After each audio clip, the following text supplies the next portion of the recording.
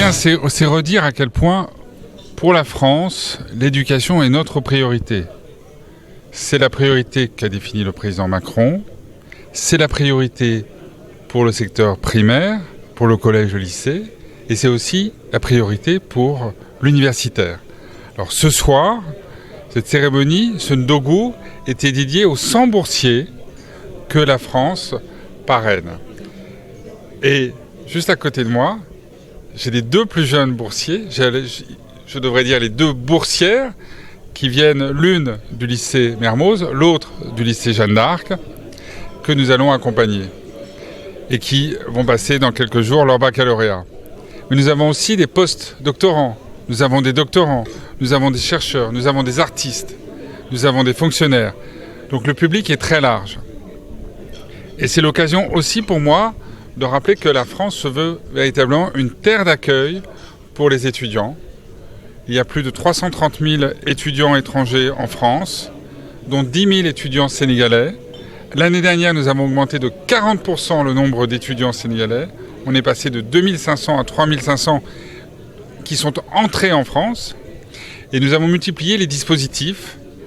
D'abord, les étudiants peuvent travailler une partie de leur temps pour mieux vivre. Ensuite, nous offrons des visas de circulation à ceux qui reviennent ici au Sénégal. Ils peuvent ensuite faire des allers-retours avec la France pendant 5 ans. Ça, c'était une mesure qui a été décidée par le président Macron. Nous avons aussi ce qu'on appelle la carte passeport talent, c'est-à-dire tous ceux qui veulent à la fois venir en France, y travailler, revenir au Sénégal, eh bien, peuvent en bénéficier. Eh bien, tous ces outils permettent aussi d'accueillir mieux et plus facilement les étudiants sénégalais en France. Alors, cette année, nous avons mobilisé Campus France, nous avons mobilisé le consulat et les universités françaises pour accueillir encore plus d'étudiants sénégalais. Mais comme l'a dit très justement le directeur de la coopération technique, Pape Biramatiam, notre ambition, notre souhait, c'est que ces étudiants, après s'être formés en France, puissent revenir ici au Sénégal. Ici, vous avez 7% de croissance, vous avez des besoins fantastique dans tous les domaines. Et cette jeunesse, eh bien, il faut qu'elle s'emploie ici pour participer à l'émergence de votre pays. Alors, bien sûr que la scolarité, c'est permettre à chacun de s'épanouir. Et quand je dis chacun, c'est évidemment les hommes et les femmes et les hommes. L'humanité repose sur 2 piliers. Et c'est très important, bien sûr, que des générations beaucoup plus importantes puissent atteindre le baccalauréat, puissent ensuite entrer en université. Ça va provoquer des révolutions. Et des révolutions positives. C'est accès au savoir, à la connaissance. Et le fait que les femmes puissent en bénéficier pleinement, au même titre que les hommes, ça aussi, c'est un changement essentiel. Et on le sait, ça demande toutes sortes de mesures. Par exemple, quand je vais en Casamance, quand je vais du côté de Kolda ou de Sédhiou, on me dit que l'enjeu, c'est la transformation des abris en collège et lycée en dur. Et que ce sont les jeunes filles qui sont le plus pénalisées par les structures provisoires. Mais ça passe aussi, évidemment, par l'accès aux femmes, au savoir, à l'université. Et donc, c'est un hasard. Nous n'avons pas de politique qui viserait à soutenir plus les femmes que les hommes, ou les filles que les garçons. Mais il se trouve, et ça montre aussi leur talent, que ces deux... on ne peut pas dire des filles, parce que vous avez quand même, à mon avis, au moins 17 ans l'une et l'autre, non ? Quelque chose comme ça.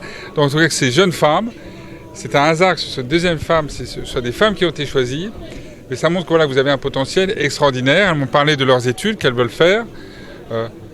Elles ont une ambition. L'une comme ingénieure dans le domaine du génie civil, construire des ponts, des routes, des ouvrages d'art. Et l'autre, plus dans le monde des affaires, avec une dominante aussi un peu mathématique. Donc voilà, les mathématiques et le commerce. Je crois qu'on a tous une pensée pour cet étudiant qui est décédé. L'objet ici ce soir, c'est de féliciter, de congratuler cette centaine de boursiers qui sont donc soit de lycéennes, soit des étudiants sénégalais qui sont en cours de premier ou second cycle et qui veulent se former dans les universités françaises. Donc c'est un message qui montre que nous sommes sensibles évidemment aux besoins considérables de formation qui existent au Sénégal. Ces besoins sont essentiels et nous essayons d'y répondre en partie. Bien sûr, cet effort le nôtre n'est pas suffisant, mais nous souhaitons aller encore plus loin. Comme je l'ai indiqué, non seulement il y a les bourses, mais il y a aussi tous les étudiants que nous accueillons en France. Nous accueillons à peu près 10 000 étudiants sénégalais.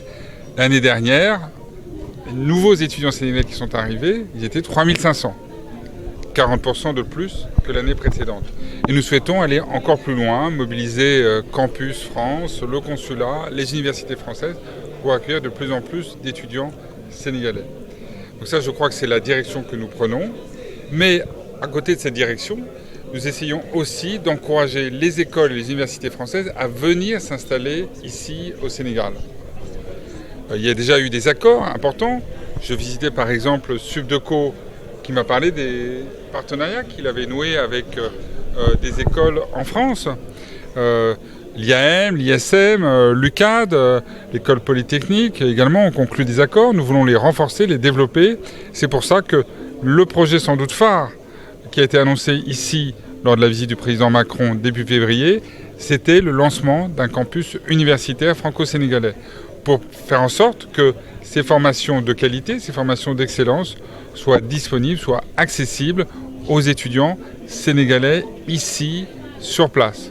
Donc voilà la réponse que nous pouvons apporter pour accompagner les efforts très importants du Sénégal pour former sa jeunesse.